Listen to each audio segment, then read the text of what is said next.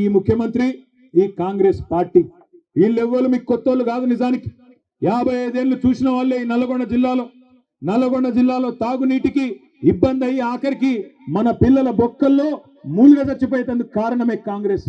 నల్లగొండ జిల్లా బిడ్డలు జీవోత్సవాలుగా మారినంటే దానికి కారణమే కాంగ్రెస్. నల్లగొండ రైతులు అవస్థపడ్డారంటే దానికి కారణమే కాంగ్రెస్.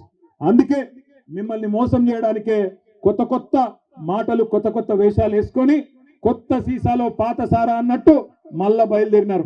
ఎన్నికలకు ముందు చెప్పినాం మేము వచ్చి మీకు అన్నాడు, అన్న కాంగ్రెస్ వాళ్ళు గెలిస్తే రైతు బంధుకు రామ్ రామ్ అంటారు, యాది పెట్టుకోండి అని నేను చెప్పిన. అదే విధంగా పెద్దలు కేసీఆర్ గారు ప్రతి నియోజకవర్గంలో చెప్పిండ్రా లేదా? ఇవాళ రైతు బంధు సంవత్సరం దాటిపోయింది, 14 నెలలైంది, రూపాయి ఇయ్యలేదు రైతు బంధు.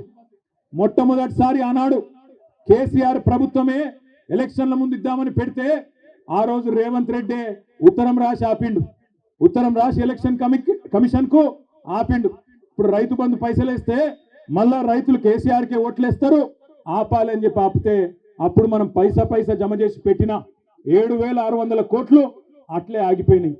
ఎలక్షన్ అయిన తర్వాత పార్లమెంట్ ఎలక్షన్ ముందు సహజంగా కేసీఆర్ గారు ఉన్నప్పుడేమో నాట్లేసేటప్పుడు రైతు బంధు పడుతుండే, కానీ రేవంత్ రెడ్డి వచ్చిన తర్వాత ఒకసారి మాత్రమే రైతు బంధు పడుతుంది. ఎప్పుడు అది? నాట్లప్పుడు కాదు, ఓట్లప్పుడు పడుతుంది. పార్లమెంట్ ఎలక్షన్ ముందు ఒక్కసారి వేసినట్టు చేసిండు, అది కూడా మనం దాచిపెట్టిన పైసలే. ఆ రోజు 7,600 కోట్లు అది వేసిండు.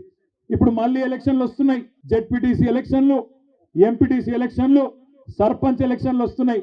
మళ్ళా ఓట్లు దొబ్బుకోవాలి కదా. అందుకే కొత్త డ్రామా జనవరి 24కు మొదలవుతుందట, మార్చి 31 దాకా సాగుతుందట. ఒక్కసారి గుర్తుపెట్టుకోండి, మార్చి 31 అన్నాడు కానీ ఏ సంవత్సరమో చెప్పలే. మళ్ళా డబ్బల ఓట్లు పడ్డాక నేను చెప్పినా అంటాడు.